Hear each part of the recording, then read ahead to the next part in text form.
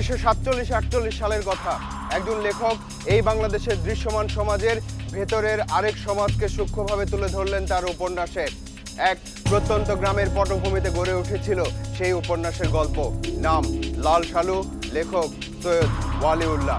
তালাশের এবারের পর্বের পরিকল্পনার শুরু থেকে অনুসন্ধান পর্যন্ত ঘটনার যত গভীরে গেছি আমরা, ততই সেই সৈয়দ ওয়ালিউল্লাহ আর লাল সালু নামটি বারবার আমাদের মনে পড়েছে।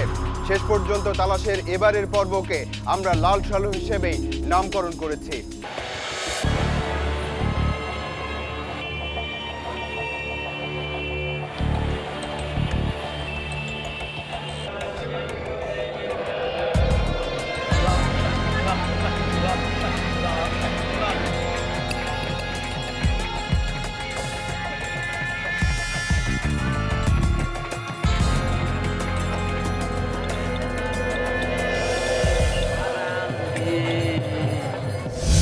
এদেশে যেসব ধর্মীয় বুজুর্গ ব্যক্তিদের শেষ ঠিকানা হয়েছে তাদের অনেকেরই নামের শেষে শাহ শব্দটি আছে, কারণ তারা এসেছিলেন মধ্যপ্রাচ্যের দেশগুলো থেকে, যেসব দেশে শাহ একটি সম্মানজনক উপাধি।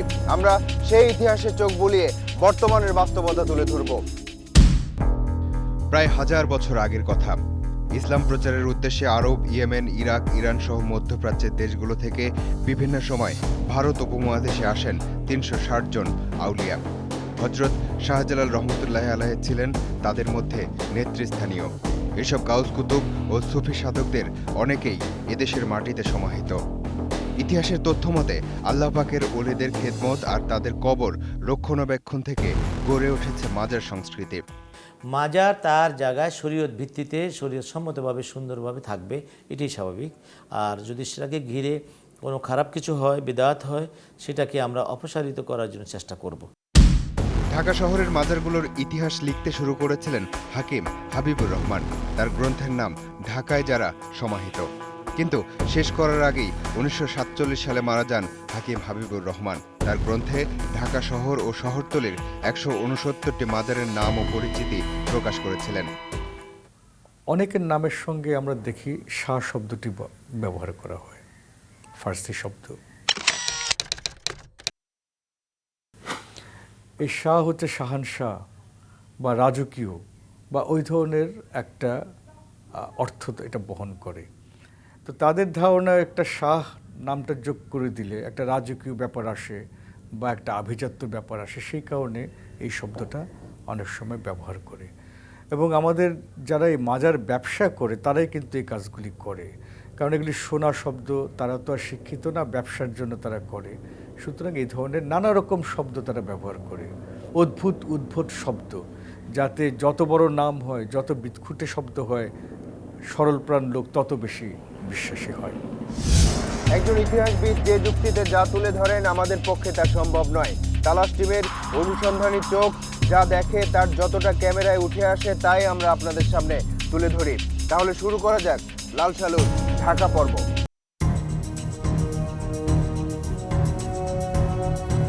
বর্তমানে ঢাকায় মাজারের সংখ্যা কত তার সঠিক পরিসংখ্যান কোথাও নেই।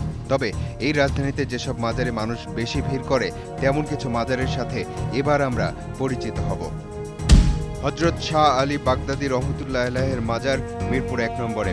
তিনি 1412 সালে বাগদাদ থেকে দিল্লি হয়ে বাংলাদেশে এসেছিলেন, তবে তার মৃত্যু সাল নিয়ে মতভেদ আছে। রাজধানীর গুলিস্তানে অবস্থিত গোলাপ শাহ মাজার আগে নিমতলা মাজার নামে পরিচিত ছিল, তবে এটা কার কবর, কোথা থেকে এসেছিলেন, কবে মৃত্যুবরণ করেছেন তার কোনো তথ্য নেই। রাজধানীর মতিঝিল এলাকার এই মাজারটি পীর জঙ্গি মাজার নামেই বেশি পরিচিত, তবে গোলাপ শাহ মাজারের মতোই এটা কার কবর, কোথা থেকে এসেছিলেন, কবে মৃত্যুবরণ করেছেন তার কোনো তথ্য নেই। জানা যায় জনৈক কাশেম আলী আর তার ছেলের কবর এটি। জঙ্গলি নামের একজন পীর মাঝে মাঝে এখানে এসে বিশ্রাম নিতেন, কিন্তু তার কবর এখানে নেই। ঢাকার অনেক মাজারই কিন্তু মাজার নয়, কিন্তু এগুলি আমাদের কথা নয়।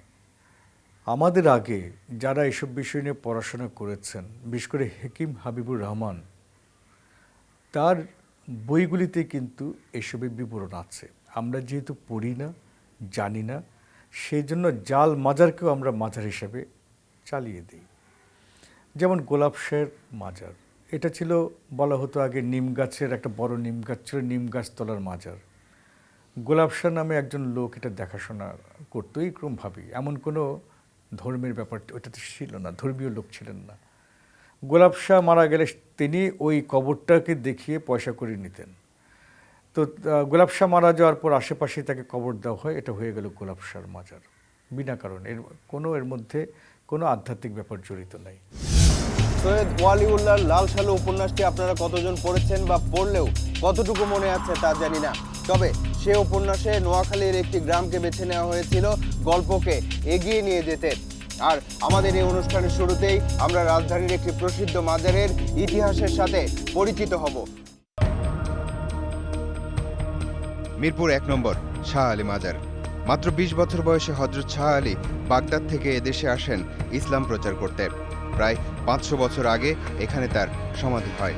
তার মৃত্যু সম্পর্কে একটা অলৌকিক কাহিনী প্রচলিত আছে। একবার তিনি 40 দিনের জন্য একটি কক্ষে চিল্লায় বসেন। 40 দিনের আগে সেই কক্ষের দরজা না খোলার নির্দেশ দেন, কিন্তু 39 দিনের মাথায় আহাজারি ভেসে আসে কক্ষের ভেতর থেকে। অনিচ্ছা সত্ত্বেও দরজা খুলে সাগরেদরা দেখলেন তার দেহ খণ্ড বিখণ্ড হয়ে রক্তে ভেসে যাচ্ছে। সেই বিখণ্ডিত দেহকেই কবরস্থ করা হয়। এখানে সর্বরকমের জাতি আসে, এখানে কোনো ভেদাভেদ নাই, যার অন্তর এবং দিলে চায় সেই এখানে আসেন বা আসতে পারেন। স্বপ্নে পাওয়া বলে একটা কথা আছে, অর্থাৎ স্বপ্নের মাধ্যমে কোনো কিছু পাওয়া।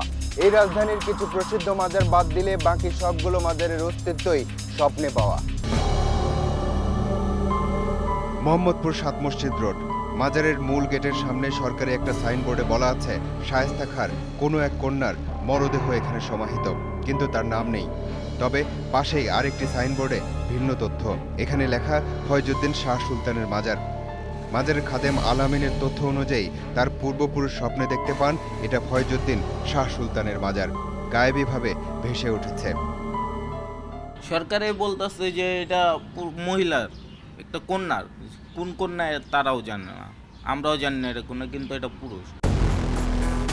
তবে প্রত্নতত্ত্ব অধিদপ্তরের কর্মকর্তারা সরাসরি কিছু বলতে চান না এ ব্যাপারে। এটি বাংলার সুবাদাল্লাহ ও শায়েস্তা খানের কোনো এক কন্যার মাজার বলে পণ্ডিতদের অভিমত। এইটাই হচ্ছে আসল অথেন্টিক কথা।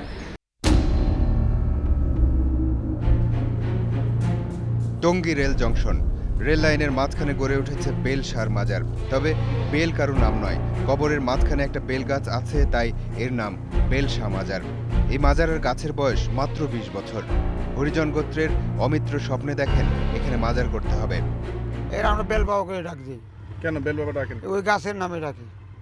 এমনি তার নাম নাই? আছে, আমি এটা বলবো না। জানেন আপনার নামটা? এটা আমার জানা থাকলেও আমি জানি না।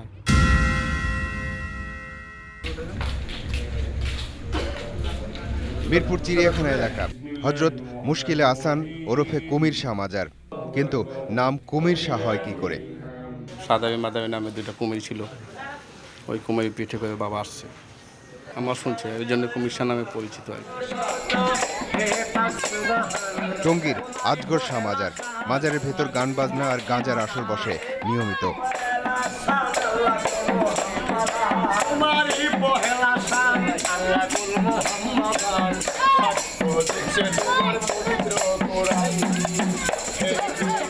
নাম আজগর শাহ মাজার হলেও এলাকাবাসী এটাকে মুরগি চোরের মাজার বলে।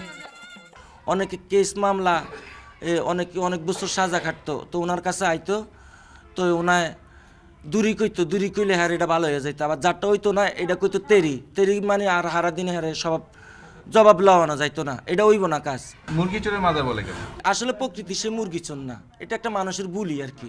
মুরগি খাইতো দেখে মুরগি চোর কইতো, আবার মুরগি চোর করলে আছে তো মুরগির ঘুষ আর মদ খাইতো সে, এই ছাড়া আর কোনো কিছু খাইতো না। মদদা গোসল করতো, মদ খাইতো, আর আল্লাহর দেনে থাকতো, পাগলামি করতো। এই রাজধানীতে এমন মাজারের সংখ্যা অনেক, যেগুলোতে কোন বুজুর্গ ব্যক্তির কবর, কি ইতিহাস জড়িত তার কোনো ঠিক ঠিকানা নেই। সবগুলোর ঘটনা আবার তালাশের এবারের পর্বের সংক্ষিপ্ত সময়ের মধ্যে তুলে ধরা সম্ভব নয়। আপনারা এতক্ষণ যেসব ঘটনা দেখেছেন তার চেয়ে ভিন্ন রকম একটি ঘটনা দেখুন এবার।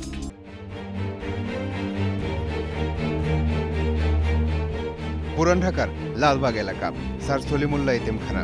এখানে 4টা কবর দেখা গেল। এর একটা গড়ে শহীদের মাজার নামে পরিচিত, স্বপ্নে পাওয়া।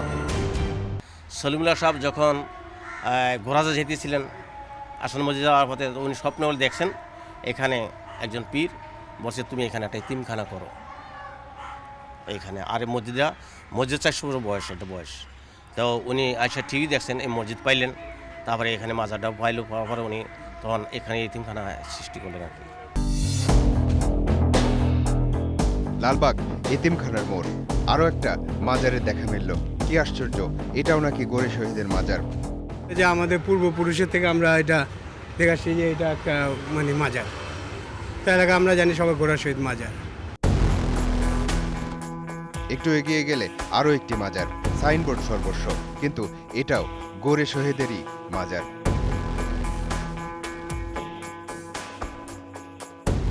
লালবাগ কেল্লা, কেল্লার ভেতরে রয়েছে ঐতিহাসিক পরিবিবির সমাধি, কিন্তু কেল্লার প্রাচীরের ভেতরে এলাকাবাসী আরও একটি মাজার গড়ে তোলার চেষ্টা করছে।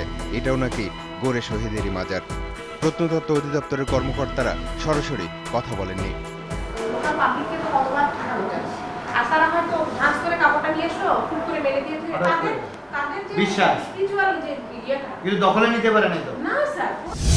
ব্যাপারটা হয়তো শুধুই বাহ্যিকভাবে দেখার বা যা দেখা যায় তাই বিশ্বাস করার, আর সাধারণ মানুষের এই বিশ্বাসটাই হয়তো কারো কারো কাছে পুঁজি।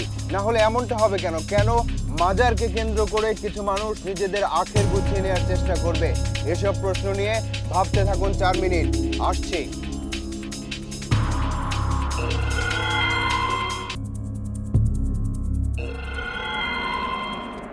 মাজারের বিভিন্ন বিষয় নিয়ে অনুসন্ধানে নামার পর একটা বিষয় চোখে পড়ে তালাশ টিমের, আর তা হলো এই রাজধানীর বেশিরভাগ মাজারই গড়ে উঠেছে রাস্তার মোড়ে মোড়ে।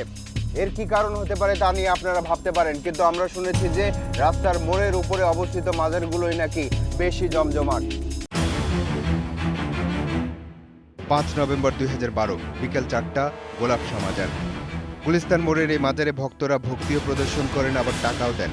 একসময় টাকার স্তূপ হয়ে যায়, মাসে প্রায় 12 লাখ টাকা জমা হয়। মাসে একবার এই মাজারের মূল ফটক খুলে টাকা গোনা হয়। ঢাকা সিটি কর্পোরেশনের অধীনে থাকায় এই টাকা চলে যায় সরকারি কোষাগারে। কিন্তু শুধু সরকারি কোষাগারেই নয়, ঢাকা সিটি কর্পোরেশনের সংশ্লিষ্ট কিছু কর্মকর্তার পকেটে যাওয়ার ঘটনাও ঘটেছে এখান থেকে টাকাগুলো। আমি স্পেসিফিক বলি যে 22 বোস্টনের মাজারটা আছে চিরঙে, আপনি উপরে উঠে গিয়ে যখন টাকা দিতে দেবেন, ওই মোতলে যে আছে দেখুন হাত ধরে ফেলে, বলে আমি দিচ্ছি। কিছু অবস্থাপনা আছে, সব জায়গায় তো আমাদের এইগুলো। সিটি কর্পোরেশন গোলাপশাহ মাজারে 3 জন নিরাপত্তা কর্মী নিয়োগ করেছেন। তাদের একজন সেলিম। বেশ কয়েকদিন ধরে তালাশ টিমের একজন সদস্য গোলাপশাহ মাজারে ভক্ত সেজেছিলেন।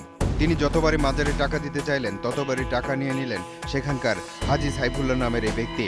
এই সাইফুল্লাহ কিন্তু মাজারের খাদেম নন, মাজারের নিরাপত্তা কর্মী সেলিমের নিয়োগ দেয়া একজন কর্মী। সেলিমের কর্মী বাহিনীতে আছে 10 থেকে 15 জন। এবার দেখুন এই কর্মী বাহিনীর কর্মকাণ্ড। এবার দেখুন মানুষ কোথায় টাকা দিচ্ছে আর যাচ্ছে কোথায়।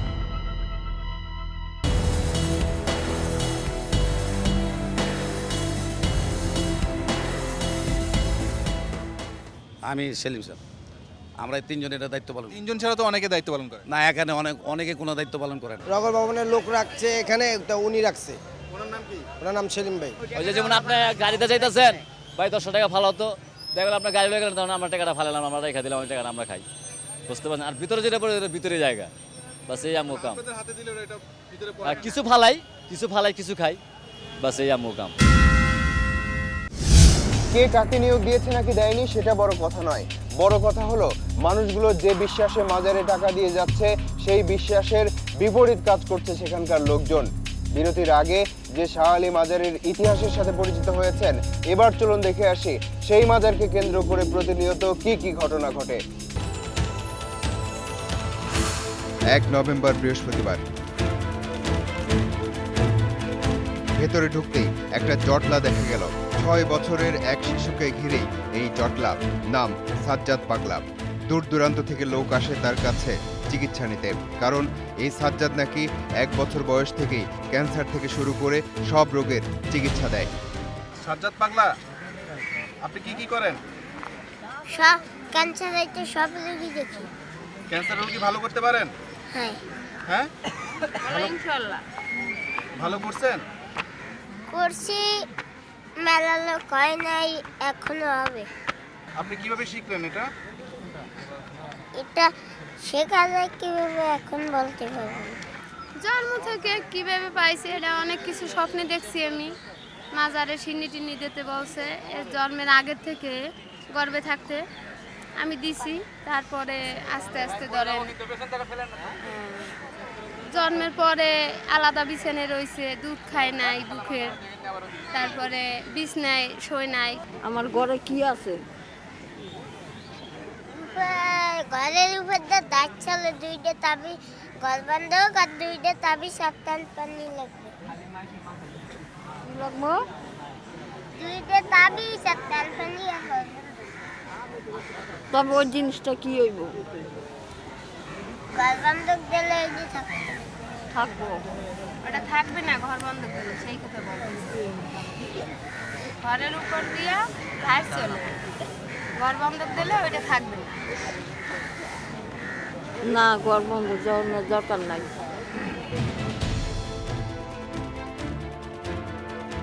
মাজার প্রাঙ্গণে আশিকানরা নিজ হাতে মোমবাতি জ্বালিয়ে দেন। এগুলো পুরোপুরি জ্বলতে দেয় না এখানকার লোকেরা। কিন্তু কেন? দেখা যাক কি হয়।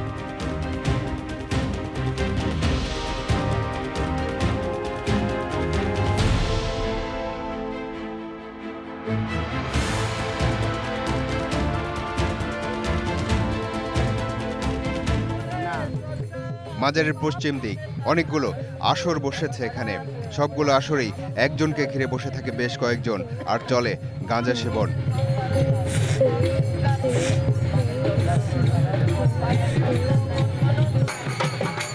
এখানে প্রতি সপ্তাহে যা হয় তার ছবি দেখলে আর কিছু বলার দরকার পড়ে না।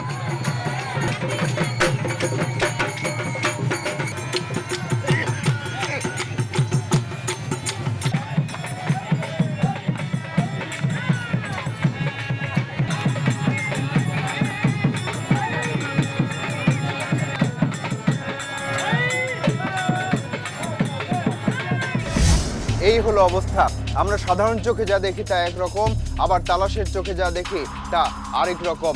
6 বছরের বালক সাজ্জাদ কিভাবে পাগলা সাজ্জাদ হলো তা দেখতে আমরা আরো একটু গভীরে যেতে চেয়েছি। তাই আমাদের অনুসন্ধান ওই শিশুর শুধুমাত্র মাজার কেন্দ্রিক কর্মকাণ্ডের মধ্যেই সীমাবদ্ধ থাকেনি। মিরপুর উত্তর বিশিল বালুর মাঠ। সেদিন রাতে যে সাজ্জাদ পাগলাকে আমরা শাহ আলী মাজারে দেখেছিলাম সে অন্য সময় কেমন এবার তা দেখা যাবে। এবার খুঁজে বের করুন তো এই শিশুদের মধ্যে কে সেই সাজ্জাদ পাগলা।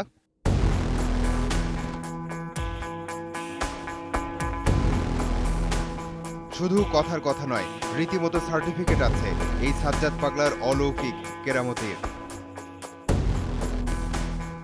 কথা হলো বাগেরহাট জেলার বনগাঁও ইউনিয়নের চেয়ারম্যান জালাল মোল্লার সাথে, যে এই সাজ্জাদ পাগলাকে সার্টিফিকেট দিয়েছে। কি জানেন ওর সম্পর্কে? জন্মসূত্র? হ্যাঁ, আবারও শাহ আলী মাজারে ফিরে যাওয়া যাক। এবার একটা গোপন কক্ষে নজর রাখা যাক। মানুষের মানত করা ছাগলগুলো, মোমবাতি আর আগরবাতিগুলো কোথায় যায়, কি হয় সেটা দেখতে চাই।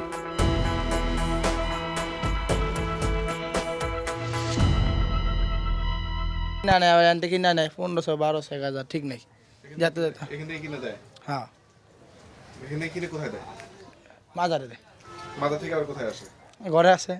কেউ ধরা দেয়, কেউ খাদিম সাহেবের কাছে দিলে ওই বাতিগুলো আবার এদিকে পড়ে। আর এগুলো আবার কোথায় যায়? এগুলো আবার দোকানে যায়। আবার দোকান থেকে কোথায় আসে? আবার মাজার আসে। আবার মাজার থেকে? আবার মাজার থেকে এখান থেকে আবার দোকান। চিরন্তন সত্য এক ব্যাপার আর মানুষের বিশ্বাস আরেক ব্যাপার। ব্যক্তি হিসেবে একজন মানুষ যা বিশ্বাস করে তার প্রতি আমাদের শ্রদ্ধা সব সময়ের। আর লাল সালুর এই গল্প কিন্তু এখানেই শেষ নয়। আবারও কোনো এক সময় ঢাকার বাইরের এমন কোনো ঘটনা নিয়ে আপনাদের সামনে আমরা হাজির হব। এবার যেতে হবে। আজ চলে যাচ্ছি কিন্তু যাচ্ছি না। পরবর্তী অনুসন্ধান শেষে তালাশ টিম আবারও এসে দাঁড়াবে আপনাদের সামনে। দর্শক, আপনাদেরকে নিয়ে, আপনাদের জন্য এই অনুষ্ঠান।